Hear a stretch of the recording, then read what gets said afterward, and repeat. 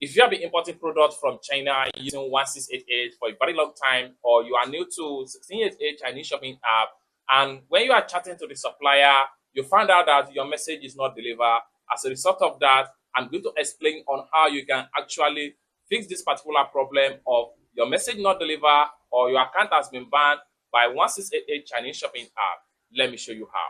But before we dive into the tutorial, as you know me, my name is Rafi Yakub. I'm an importer and a procurement agent. If you want me to procure link on 1688, Taoba, or pinduoduo, or Idlefish, or you want me to pay a Chinese supplier, or you want me to fund your Alipay account, or you want me to fund your WeChat wallet, or you want me to teach you more about China importation business using 1688, pinduoduo, Idlefish, or any Chinese e-commerce website, consider to contact me on WhatsApp with the number in the description of this video.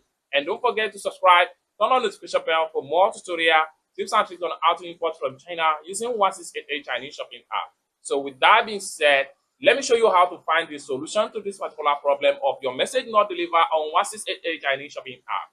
So let's get started. Like I said earlier, if you have been sending messages or you are trying to contact supplier on 1688 and you always get a message like this. So what this message simply means is that your account has been frozen on 1688. And as a result of that, you cannot message, your message cannot be delivered to the supplier on 1688. There are two ways to solve this particular problem. And there are one reason why you have been banned from 1688. One of the reasons why you have been banned on 1688 is that a lot of people will have download, install their 1688 app for a very long time, but they did not update the app. So if you have your 1688 app on your phone and you have not been update the app for a very long time, there is a tendency that 1688 is going to freeze your account, and as a result of that, you will not be able to message supplier on 1688. However, you can still place order from any store on 1688, but your message will not be delivered to them.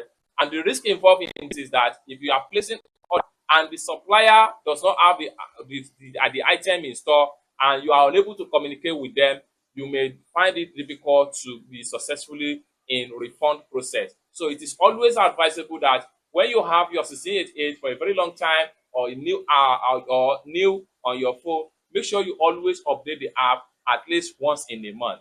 By updating the app, you have access to all new features and the existing features on 1688 Chinese shopping app, and you are protecting yourself from being flagged or being banned from using 1688 Chinese shopping app chatbot.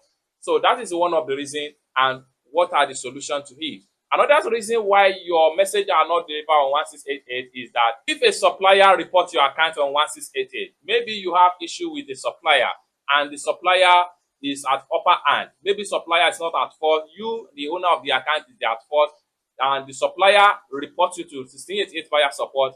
Your account can be flagged, and as a result of that, you will also need to contact 1688 via support before you can retrieve back your account. However, if you update your 1688 shopping app and this problem still not solved, and at the same time you recontact 1688 via support, this problem is still not solved, the very last solution you need to do is to make sure you delete the 1688 shopping app account. So once you delete the 1688 shopping app account, you have to also delete the Alipay account that is been linked to that particular 1688, because you can only link one 1688 account to one Alipay account.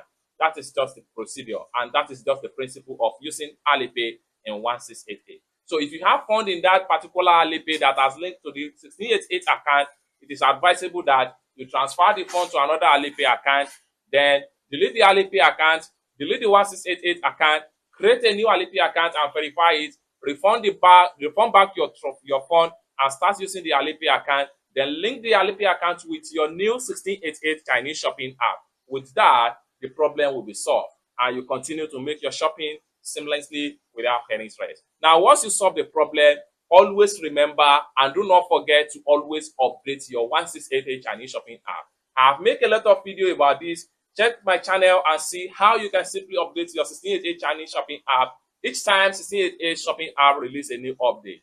It's that simple. This is what I have for you as far as can send message and the proper solution to it on your 1688 Chinese shopping app. For more tutorial, tips and tricks on how to import from China using 1688, consider to subscribe. Thank you so much for watching, and I hope to see you in my next video. Peace.